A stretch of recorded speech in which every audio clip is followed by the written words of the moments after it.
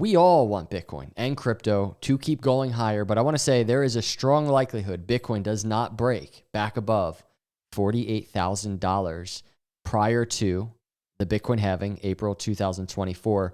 And I want to explain exactly why I am saying that and what that means for altcoins like ADA, AVAX, Ethereum, Solana. So I want to start on the Bitcoin charts. We're going to talk about targets. We're going to talk about bullish targets to the upside, to the downside. And I also want to I want to underline the entire video by saying what I am saying is actually incredibly bullish, and I'm going to explain why in this video. So please hit the subscribe, hit the like, and let's just jump into it. I want to just say first, I would say one of the most picture perfect things that could happen on the Bitcoin charts, just to get this out of the way, we have this huge rejection at this 618 Fibonacci that we're going to talk about in this video. Huge rejection, but we also have this breakout that pretty recently occurred out of this rising wedge, breakout target right around $70,000. We had the breakout, rejection at this 618, throwback to the trend line. Picture perfect, we continue seeing support at this trend line, and we consolidate into some type of new, maybe ascending triangle for Bitcoin going into halving. That would be amazing. However, I'm not quite sure that's going to happen. I'm actually not quite sure we're going to see support hold here, and that's what I want to break down in the video. But we're going to talk about me being wrong as well, so don't worry. Let's just jump in. I want to start on the S&P 500. Really quick dates just to point out to you because it's important. That is June 2019 and June 2016.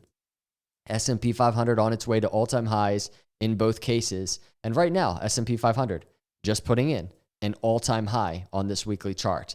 Going to the Bitcoin weekly to set the foundation to what we're going to discuss here, and then we're going to look at all these altcoins, what this next move might mean for them, and why it's bullish.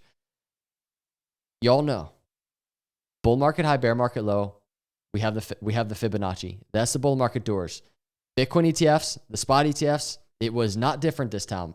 This was a huge thing that we were tracking for so long. We essentially waited years and years and years to even get here, right? From the last time this bull market doors happened, and it was rejected. And just look at the weekly wick on that candle. Insane rejection at the $48,000 area prior to the halving.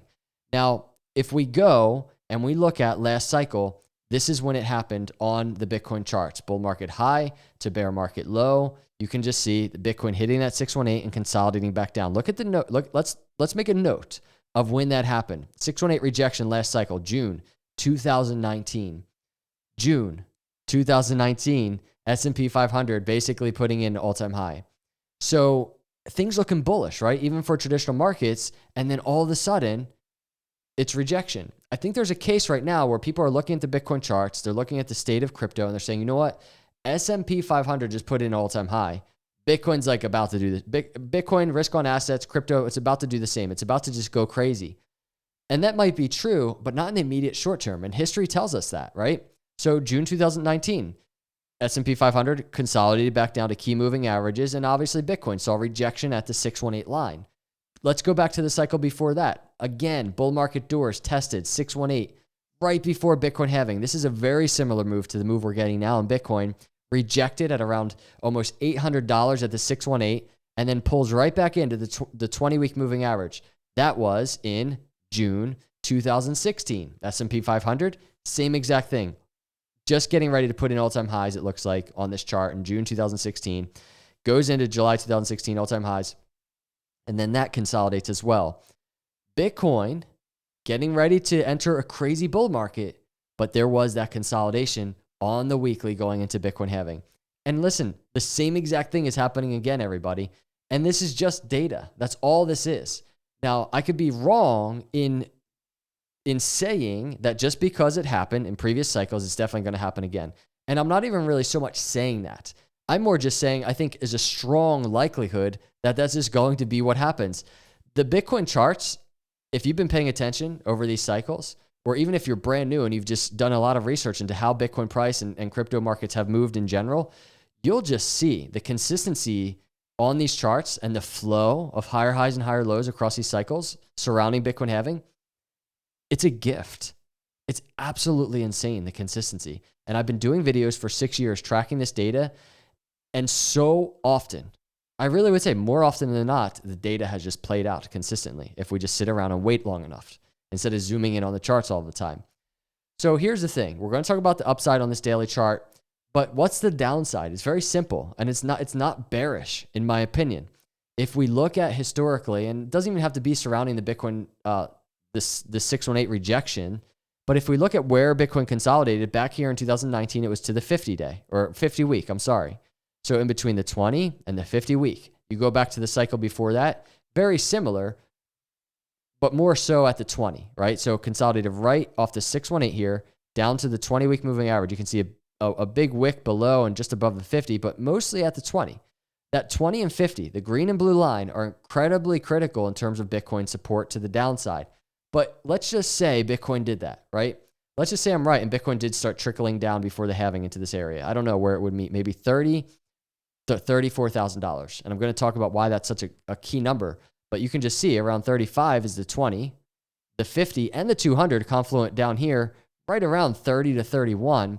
If we look at the swing low back here of Bitcoin to swing high, check this out. We have a higher low move for Bitcoin.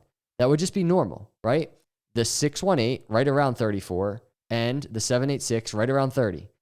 Just so confluent with all these moving averages. It's insane. That would just be such a nice move for Bitcoin to cruise back down, getting ready for the next Bitcoin halving. This time around, this is the first bull cycle that we have where, guess what? Crypto, Bitcoin, institutional demand is there. These massive firms on board, they're eyeing up not just Bitcoin now, but they're eyeing up altcoins as well. That retracement is so in play. It might not happen. I get that. I could be wrong here, but I wanted to throw that data out there because it is the most obvious piece of data that is just screaming at us in the face if we're looking at the charts. On the daily chart, all it means is this huge rising wedge. Bitcoin's not only just throwing back to the trend line to test, and this is where I could be proven wrong. Bitcoin bounces off this trend line and just absolutely explodes to $70,000, right? Prior to the halving. That could be the case where I'm wrong, and I gladly would accept that. It would be epic if that were the case. But if that's not the case and support fails and Bitcoin just falls and trickles down into that rising wedge, it's just a typical move, right? Kind of a fake breakout, falling back in towards the apex type of deal, consolidating where it needs to consolidate. And that could be, remember we said 30 to 34, it could be in the lower end of the wedge, right? Fake breakout, back down, people are becoming bearish, and then Bitcoin halving, and then bull cycle. What would that mean for altcoins? We go to something like ADA, very simple for me. And you can even monitor the volatility recently to the upside to get a sense of what downside might look like. But we also have structure and patterns on all of these altcoin charts. ADA, for instance, we can start with the 20, the 50, similar to Bitcoin, and look at what's a downside look like there. For ADA, the 50 moving average, 50-week moving average, around 29%. But if ADA is going to consider or consolidate with Bitcoin and crypto in the coming days, weeks, months even, to the downside, maybe it trickles down to the upper trend line of the pattern it just broke out to. Again, a throwback on the macro, very much in play before the Bitcoin halving.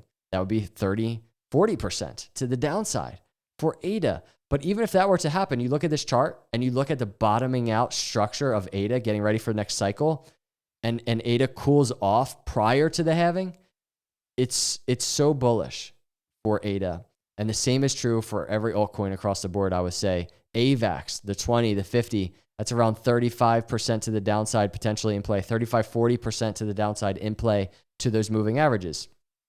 You notice AVAX. So we have a lot of volatility to the upside. AVAX almost 500% to the upside. So maybe it has a stronger move of consolidation to the downside. Something like Ethereum, opposite. Maybe only 20% move to the downside because it hasn't exploded nearly as much as something like AVAX. So you kind of take the volatility of it all. You can just see that swing low to swing high, like 70, 80%, right? So a 20% consolidation. Ethereum is a big dog now. So its consolidations and its moves to the upside, a little bit less, powerful in both directions. Go to something like Solana, has more of an AVAX vibe to it from the swing low here to the move to the upside, even more, 600%. So guess what? Downside, if crypto is going to consolidate and fall, could be a little bit more drastic, 40 to 60% to those moving averages. So you see every altcoin, dependent on its recent moves to the upside and where the moving averages are, how overextended they are from the moving averages. Obviously, AVAX and Solana more overextended. There could be more room to the downside. And then something like Ethereum, even ADA, a little bit less of room to the downside because it's just a less powerful move to the upside. And then Bitcoin more so, right? And that's what we're looking at on these charts on the weekly for Bitcoin. So that's it, everybody. That's the data. And if we go to the daily chart for Bitcoin, I can't say this enough. No matter what, we're still tracking this rising wedge with a target to the upside around 70. If the breakout out of that wedge happens over here, post Bitcoin halving, and we're a little higher in the wedge, then we're looking at a breakout of around 65, 60 or 75, 76,000. And this could be the kicking off the Bitcoin bull run, the crypto bull run. And this would be breaking the bull market doors, breaking all-time highs, hitting a target, and then it's time for consolidation before the true all-time highs come into play. And what will altcoins be doing during this time? It's going to be exciting one way or another. But this data, I just wanted to put out there as we start this new week.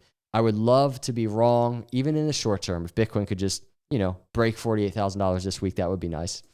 Time will tell. We will see. I appreciate all of you watching. Hit the subscribe, hit the like, turn notifications on. I'll see you in the next video. God bless.